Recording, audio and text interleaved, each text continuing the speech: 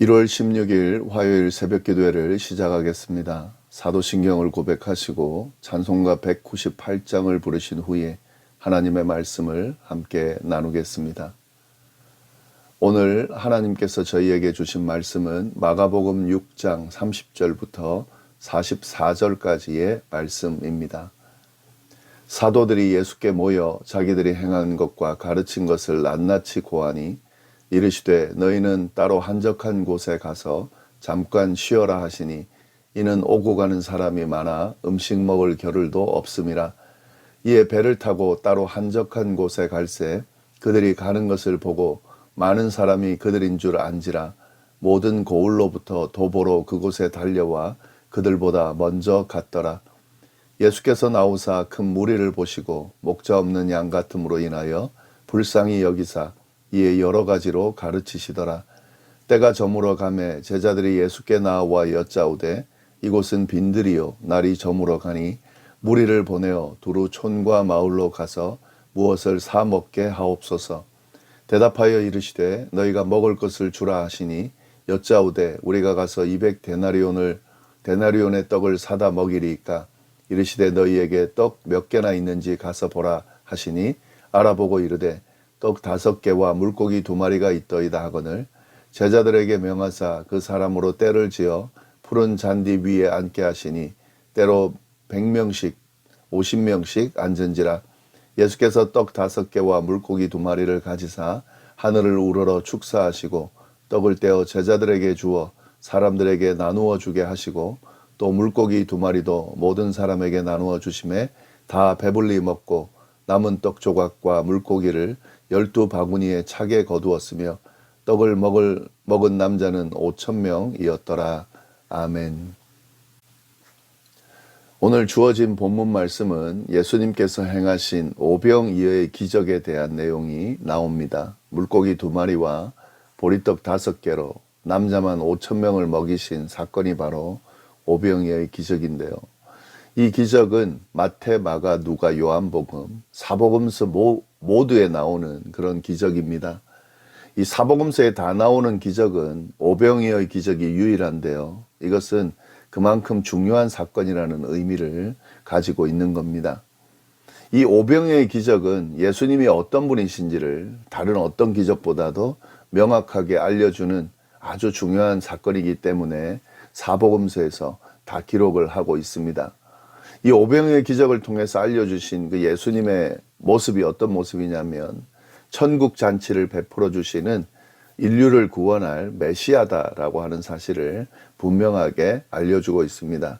이게 오병이어의 기적이 가지는 의미입니다. 그 내용을 우리 함께 보도록 하겠습니다.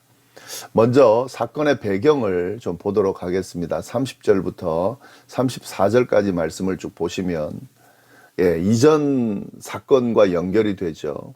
바로 전의 사건이 어떤 사건이냐면 예수님께서 제자들을 파송하셔서 복음을 전하게 한 그 사건이 있었습니다. 제자들은 자신들에게 주어진 그 복음 전파 사역을 잘 감당하고 예수님께 돌아와서 선교 보고를 했는데 이것이 30절 말씀입니다. 사도들이 예수께 모여 자기들이 행한 것과 가르친 것을 낱낱이 고했다. 복음 전파 사역을 하면서 행했던 것, 가르친 것, 그런 내용들을 예수님께 다 보고했다라고 하는 거죠. 이렇게 제자들의 선교 보고를 들은 예수님이 제자들에게 뭐라고 하시냐면 한적한 곳에 가서 좀 쉬라고 말씀을 하셨습니다. 31절 말씀, 이르시되 너희는 따로 한적한 곳에 가서 잠깐 쉬어라 하시니 이는 오고 가는 사람이 많아 음식 먹을 겨를도 없음이라. 예수님을 찾는 사람들이 워낙 많다 보니까 그들을 돌보느라 제자들이 쉴 시간이 없었다는 거죠. 복음 전파 사역을 감당하고 돌아왔는데 바로 또 쉴 시간 없이 그들을 돌봐야 되니까 예수님이 그걸 아시고 사람들이 없는 한적한 곳에 가서 잠깐 쉬라고 그렇게 하신 겁니다. 그래서 제자들은 예수님을 모시고 배를 타고 한적한 곳으로 이동했습니다. 근데 사람들이 그걸 볼 거 아니에요. 그걸 보고 예수님과 제자들이 배를 타고 가는 것을 보고 어디로 갈지를 이미 미리 알고 그곳으로 달려가서 그 예수님의 배를, 제자들이 오는 배를 기다리고 있었다는 거죠. 32절 33절 말씀입니다. 이에 배를 타고 따로 한적한 곳에 갈새 그들이 가는 것을 보고 많은 사람이 그들인 줄 안지라 모든 고을로부터 도보로 그곳에 달려와 그들보다 먼저 갔더라. 이렇게 예수님을 막 많은 무리들이 지금 쫓아다니고 있는 상황인데 이걸 본 예수님이 안타깝게 여기셨다는 거죠. 34절 말씀. 예수께서 나오사 큰 무리를 보시고 그 목자 없는 양 같음으로 인하여 불쌍히 여기사 이에 여러 가지로 가르치시더라. 자신을 이렇게 쫓아다니는 그 큰 무리들을 보시면서 목자 없는 양처럼 방황한다라고 느끼시고 불쌍히 그들을 여기셨다라는 거죠. 목자 없는 양이라는 것은 이건 뭐 질서 없는 정말 방황할 수밖에 없는 그런 상황을 이야기하는 겁니다. 여기서 이 목자 없는 양이라는 것은 단순하게 그런 양들의 모습뿐만 아니라 영적인 지도자가 없이 어떻게 해야 될지 몰라서 그 영적 지도자가 나타나니까 막 쫓아다니는 이런 불쌍한 영혼에 대해서 예수님이 지금 묘사를 하고 있는 겁니다. 그래서 예수님은 그들을 외면하지를 못했습니다. 영적인 지도자가 없어 방황하는 그들을 예수님이 그냥 외면하지 못하시고 그들을 불쌍히 여기시고 그들을 가르치셨다는 거죠. 제자들을 쉬게 하기 위해서 한적한 곳을 찾았지만 예수님을 만나기 위해서 찾아온 그 큰 무리들을 예수님이 외면하지 못하시고 여러 가지로 가르쳐 주셨는데 이 가르침은 결국에 천국의 복음을 전해주신 거죠. 예수님은 지금 무리들에게 천국의 복음을 지금 전해주고 있는 상황이기 때문에요. 그들에게도 이 천국 복음을 전해주셨다는 겁니다. 네, 이것이 바로 예수님의 마음이죠. 지금 예수님의 마음이 잘 묘사되어 있는데요. 죄로 인해서 에덴을 잃어버린 그 영혼들, 또 죄의 결과로 인해서 고난과 역경이 끊이지 않는 그 불쌍한 영혼들, 목자 없는 양과 같은 그 영혼들, 그렇게 해서 결국엔 죽음으로 생을 마감해야 하는 그 영혼들을 예수님이 불쌍히 여기셨다. 그래서 친히 성육신 하신 거죠.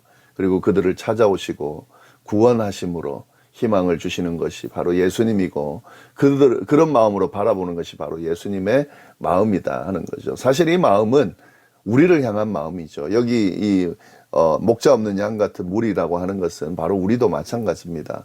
우리의 삶도 마찬가지입니다. 결국 에덴을 잃어버린 삶을 살아가고 있죠. 그리고 죄의 결과로 인해서 고난과 역경이 문제가 끊이지 않는 그런 삶을 살아가고 있습니다. 그리고 결국에는 지금 우리가 죽음으로 치닫고 있죠. 그렇게 해서 생을 마감해야 하는 그런 불쌍한 영혼들인데 이런 우리들을 위해서 예수님이 성육신 하시고 우리를 바라보시면서 우리를 불쌍히 여기시고 구원해 주시는 그런 마음이 바로 우리를 향한 마음이다라는 사실을 우리가 기억을 해야 되겠죠.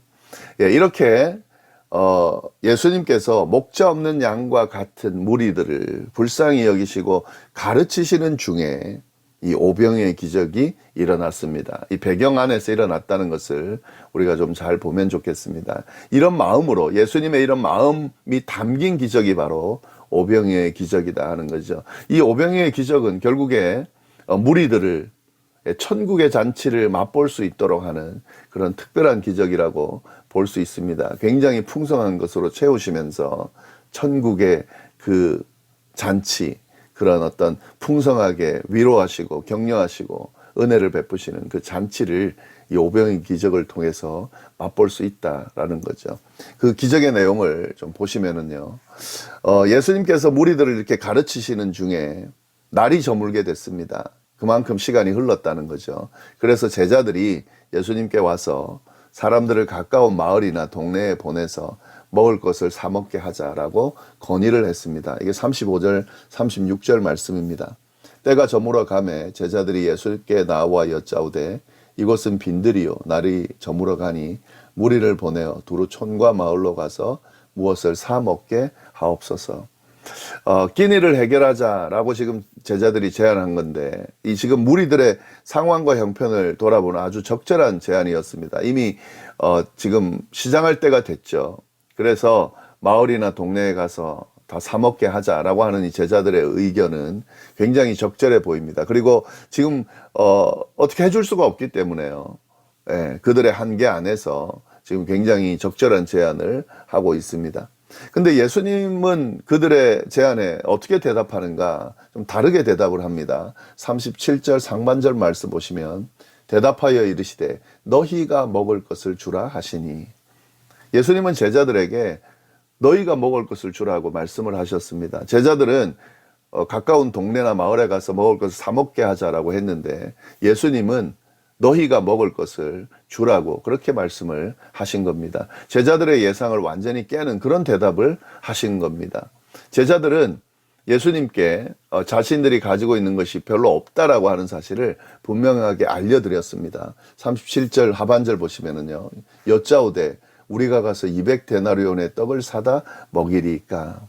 예, 제자들 생각에는 한 200데나리온 정도 있으면은 이 무리들을 먹일 수 있을 거라고 그렇게 생각을 했는 것 같은데요. 그래서 그렇게 이야기를 합니다. 우리 보고 200데나리온의 떡을 사다 먹이라고 하는 겁니까? 근데 사실은 이건 뭐냐면 할 수 없다는 거죠. 우리 200데나리온의 그 떡을 살 돈을 가지고 있지 않기 때문에 불가능하다라는 말씀을 드리는 겁니다. 예, 예수님은 너희가 먹을 것을 주라고 하시지만 제자들은 우리가 가진 것이 없어서 불가능합니다 라고 대답을 하고 있는 겁니다. 그러나 여기서 우리가 분명히 알아야 될 것은 예수님은 불가능한 것을 시키시는 분이 아니십니다. 제자들에게 불가능한 것을 말씀하지 않으시겠죠. 당연히 가능하기 때문에 이 말씀을 하신 겁니다. 그런데 제자들은 이 사실은 보지 못한 거죠. 자신들의 현실, 능력만 가지고 예수님의 말씀을 판단했습니다. 그래서 불가능하다고 판단을 해버린 겁니다. 그러나 그렇지 않습니다. 예수님이 너희가 먹을 것을 주라고 하실 때는 가능하기 때문에, 해주실 거기 때문에 말씀을 하신 거죠. 예, 그래서 이렇게 불가능하다라는 대답을 하는 제자들에게 예수님이 물어보십니다. 너희가 가지고 있는 것이 얼마나 되는지를 물어보십니다. 38절 말씀, 이르시되 너희에게 떡 몇 개나 있는지 가서 보라 하시니 제자들이 알아보고 이르되 떡 5개와 물고기 2마리가 있더이다 하거늘. 예, 제자들이 이제 구할 수 있는 걸 해보니까 물고기 2마리와 떡 5개밖에 없다는 것을 알았습니다. 그래서 예수님께 그대로 보고를 드렸습니다. 진짜 가진 게 없는 거죠. 지금 뭐 백방으로 알아봤을 겁니다. 근데 그렇게 해서 알아본 것이 결국 물고기 2마리와 떡 5개다. 이거는 한 사람이 먹을 수 있는 그 도시락 정도의, 예, 그런 양 정도 되는 겁니다. 그러니까 정말 아무것도 없는 거죠. 한 사람 정도에 먹을 것, 그 정도밖에 없다라고 하면서 예수님께 보고를 드리는 거죠. 아마도 제자들은 우리 말이 맞지 않습니까? 라는 그런 마음으로 예수님께서 우리 보고 먹을 것을 주라는 말씀은 틀렸습니다 라는 그런 마음으로 아마 보고를 드렸을 겁니다. 근데 예수님은 그 이야기를 듣고, 예, 주저하지 않고 무리들을 때를 지어 앉게 하라고 그렇게 말씀하셨습니다. 39절 40절 제자들에게 명하사 그 모든 사람으로 때를 지어 푸른 잔디 위에 앉게 하시니 때로 100명씩 또는 50명씩 앉은지라. 예수님은 무리들을 푸른 잔디 위에 때를 지어 앉게 하셨는데 100명씩 50명씩 이렇게 무리 지어서 앉도록 하셨습니다. 그리고 제자들이 가져다 준 그 떡 5개와 물고기 2마리를 가지고 하늘을 우러러 축사하시고 그러면서 떡을 떼어서 제자들에게 주면서 제자들로 하여금 나눠주라고 말씀하셨습니다. 41절 말씀이죠. 예수께서 떡 5개와 물고기 2마리를 가지사 하늘을 우러러 축사하시고 떡을 떼어 제자들에게 주어 사람들에게 나누어 주게 하시고 또 물고기 2마리도 모든 사람에게 나누심에. 예수님께서는 그 제자들이 준 떡, 그 정말 별거 아닌 떡을 가지고 그렇게 하늘을 우러러서 축사하시면서 제자들에게 떼주면서 나눠주라고 했습니다. 그럼 제자들이 예수님께 받은 음식을 나눠줬는데 여기서 기적이 일어나게 된 겁니다. 무리들이 다 배불리 먹고 남은 것을 모았더니 12바구니가 찰 정도로, 예, 그렇게 모였다는 거죠. 그리고 그 먹은 사람을 보니까 남자만 5,000명이었다 하는 거죠. 42절부터 44절 말씀, 다 배불리 먹고 남은 떡 조각과 물고기를 12바구니에 차게 거두었으며 떡을 먹은 남자는 5,000명이었다. 예, 이것이 바로 오병이의 기적입니다. 도무지 인간의 생각으로 감당할 수 없는, 상상할 수 없는 기적이 일어났습니다. 정말 별거 아닌, 예, 그 물고기 2마리와 떡 5개로 5,000명을 배불리 먹게 했고요. 그리고 12광주리를 남게 했다 하는 거죠. 예, 이것이 가능한 일인가? 가능하다는 겁니다. 그걸 누가 행하셨습니까? 예수님께서 행하셨다라는 거죠. 제자들이 도무지 할 수 없다, 불가능하다라고 말하는 그들을 통해서 예수님께서 그들을 통해서 이 오병이의 기적을 행하셨다 하는 거죠. 예수님의 능력이 인간의 한계를 뛰어넘고 있다는 사실이 오병이의 기적을 통해서 분명하게 드러나고 있습니다. 이러한 기적은 이전에도 비슷한 기적은 있었습니다. 구약시대 때 보리떡 20개로 100명을 먹인 엘리사 선지자가 있죠. 근데 비교해보면 도무지 비교할 수 없는 그런 능력을 드러내고 있는 겁니다. 20개로 100명 먹인 거하고 물고기 2마리, 보리떡 5개로 5천, 그것도 남자만 5,000명 먹인 거하고 이게 어떻게 비교가 되겠습니까? 예수님의 그 능력은 이 정도로 인간의 한계를 뛰어넘는 그런 능력이다라는 거죠. 근데 이 능력은 단순하게 그들의 배를 채워주셨다라는 의미로 끝나지 않습니다. 이게 어떻게 연결이 되냐면요. 출애굽한 후에 이스라엘 백성들이 광야에서 방황할 때에 하나님께서 만나로 그들을 먹이셨습니다. 이것과 이 하나님의 능력과 연결이 되는 겁니다. 지금 여기도 광야거든요. 아무것도 없는 광야에서 5,000명을 먹이시는 이 예수님의 능력은 결국 하나님의 능력을 드러내는 하나님의 아들이라고 하는 사실을 분명하게 드러내주고 있는 거죠. 결국 이 말은 뭐냐면 애굽을 탈출해서 출애굽시켜 주셔서 해방시켜 주시고 가나안 땅으로 인도하신 그 하나님께서 죄로 매인 인간을 예수 그리스도를 통해 해방시키시고 하나님의 자녀로 삼으신다는, 그건 결국 메시아이신 예수님의 존재가 그대로 드러나는 그런 사건이라고 볼 수가 있습니다. 이 기적이 결국에는 하나님의 그 능력, 하나님의 은혜, 인류를 회방시켜 주시는 그 하나님의 은혜가 메시아를 통해 드러난다라고 하는 사실을 알려주는 그런 기적인 거죠. 이 기적이 바로 결국 오늘 이 말씀을 보고 있는 우리에게 동일하게 베풀어지는 그런 은혜의 기적이라는 사실을 우리가 주목할 필요가 있습니다. 예수 그리스도의 십자가를 통해서 구원의 은혜를 베푸신 그 예수님의 능력이 우리에게도 동일하게 베풀어지고 있고 또 베풀어진 거죠. 그래서 이런 오병이의 기적을 우리도 늘 경험하면서 살아갈 수 있게 됐다라고 하는 것이, 이게 바로 은혜고요. 우리가 이 은혜를 늘 기억하면서 누리면서 살아갈 수 있는 것이 바로 그리스도인의 삶이다 하는 거죠. 이 사실을 오늘 말씀을 통해서 우리가 잘 깨달을 수 있습니다. 이 주신 말씀 잘 생각하면서 오늘 하루도 승리할 수 있기를 바랍니다. 기도하겠습니다. 하나님 아버지 감사합니다. 귀한 말씀, 특별히 오병이의 기적을 통해서 또 그 의미들을 우리에게 전달해 주셔서 감사합니다. 주님께서 베푸신 그 놀라운 능력이 우리에게도 베풀어졌다는 사실을, 또 지금도 베풀어지고 있다는 사실을 늘 기억하면서 주님의 은혜 안에 머무는 능력을 경험하며 살아가는 우리의 삶이 되도록 인도하여 주옵소서. 감사하며 모든 말씀을 예수님의 이름으로 기도드립니다. 아멘.